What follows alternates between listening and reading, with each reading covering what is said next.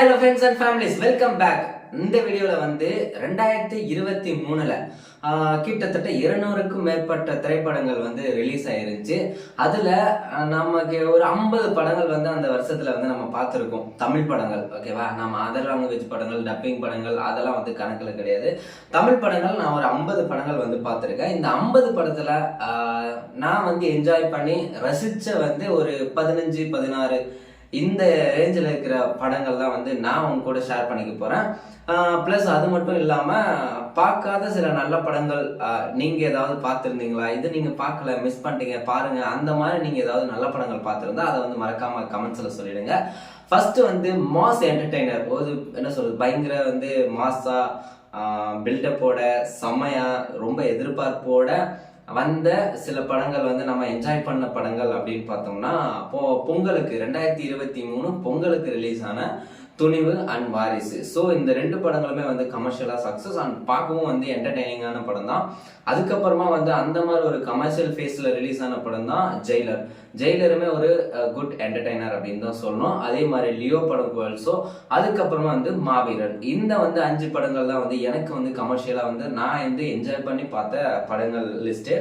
அதுக்கப்புறமா வந்து காமெடி படங்கள் அப்படின்னு சொல்லிட்டு பார்த்ததுல எனக்கு வந்து மார்க் ஆண்டனி அண்ட் வந்து டிடி ரிட்டர்ன்ஸ், இந்த படம் எனக்கு ரொம்ப பிடிச்சிருந்து. எனக்கு வந்து டிடி ரிட்டர்ன்ஸ் வந்து தாங்க அல்டிமேட். சந்தானத்தோட ஒரு சூப்பரான ஒரு காமெடி ஃபிலிம் அப்படின்னே சொல்லலாம். ரொம்ப ரொம்ப என்டர்டெய்னிங்காக ரொம்ப ரசித்து பார்த்த ஒரு படம் தான் வந்து டிடி ரிட்டர்ன்ஸ். செம்ம காமெடியாக இருந்துச்சு, எனக்கு ரொம்ப பிடிச்சிருந்துச்சு. உங்களுக்கும் பிடிச்சிருந்தா மறக்காம வந்து கமெண்ட்ஸில் சொல்லுங்க, இந்த படத்தங்களை நீங்க எந்த படத்தை லைக் பண்றீங்க அப்படின்னு சொல்லிட்டு. அதுக்கப்புறமா வந்து எனக்கு பர்சனலா வந்து நான் சின்ன பட்ஜெட் படங்கள் அப்படின்னு சொல்லுவாங்கல்ல, ஸோ இந்த சின்ன பட்ஜெட் படத்துல எனக்கு ரொம்ப பிடிச்ச படங்கள் அப்படின்ற லிஸ்ட் ஒன்று இருக்கு. நான் பார்த்த படத்துல, ஏன்னா எல்லா படத்தையும் நான் லிஸ்ட் எடுத்து பார்த்தேன். ஸோ எனக்கு நான் பார்த்த படங்கள்ல எனக்கு ரொம்ப பிடிச்ச படம் அப்படின்னா சித்தா.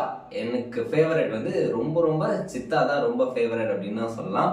ஸோ அதுக்கு அடுத்தபடியா வந்து குட் நைட், போர் தொழில், டாடா, இருகப்பற்று, மாமன்னன், விடுதலை, அப்புறம் ஆகஸ்ட் 16, 1947. ஸோ இந்த படங்கள் எல்லாமே வந்து எனக்கு சின்ன பட்ஜெட் படங்கள் அப்படின்னு சொல்றாங்கல்ல. ஸோ இதுல வந்து ரொம்ப எனக்கு ரொம்ப பிடிச்ச படங்கள் இந்த படங்கள். நான் இப்போ சொன்ன லிஸ்ட் எல்லாமே நான் பார்த்து அவ்வளோ ரசித்த படங்கள் தான் வந்து இந்த படம்.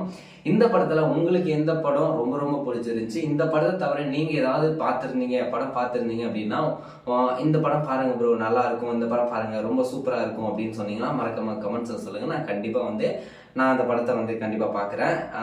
2023 படங்கள் லிஸ்ட் வந்து அவ்வளோதான் நினைக்கிறேன். நான் பார்த்து ரசித்த படங்கள் நிறைய படம் பார்த்துருக்கேன். பட் இந்த படங்கள்லாம் வந்து எனக்கு ரொம்ப பிடிச்ச படங்கள். ரொம்ப எதிர்பார்த்த படங்கள் வந்து எனக்கு ஒர்க் ஆகாமல் போயிட்டு இருக்குது. முக்கியமாக வந்து எதிர்பார்ப்பை பூர்த்தி செய்யாத படங்கள் அப்படின்னு பார்த்தோம்னா ஜப்பான் அண்ட் இறைவன், இந்த படம் தான் வந்து நான் ரொம்ப ஆசைப்பட்டு பார்த்த படங்கள். பட் இது ரெண்டுமே வந்து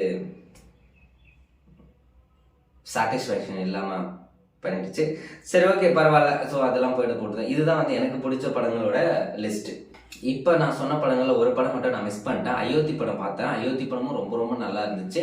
எனக்கு அந்த படமும் ரொம்ப பிடிச்சிருந்துச்சு. ஸோ நம்ம கண்டென்ட் ஓரியன்ட் படங்களில் வந்து எனக்கு சின்ன பட்ஜெட் படங்கள் சொல்கிற படங்களில் வந்து அயோத்தி வந்து one of the best movie அப்படின்னு தான் சொன்னோம்.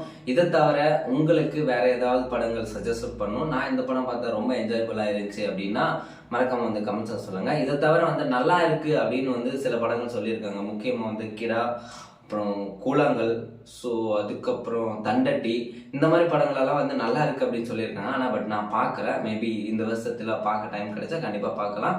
பட் உங்களுக்கு ஃபேவரட் மூவி எது அப்படின்றது மறக்காம கமெண்ட்ஸில் சொல்லுங்கள். எனக்கு இந்த படம்லாம் தான் வந்து இந்த வருஷத்தோட 2023 ஃபேவரட் மூவி அப்படின்னே சொல்லலாம்.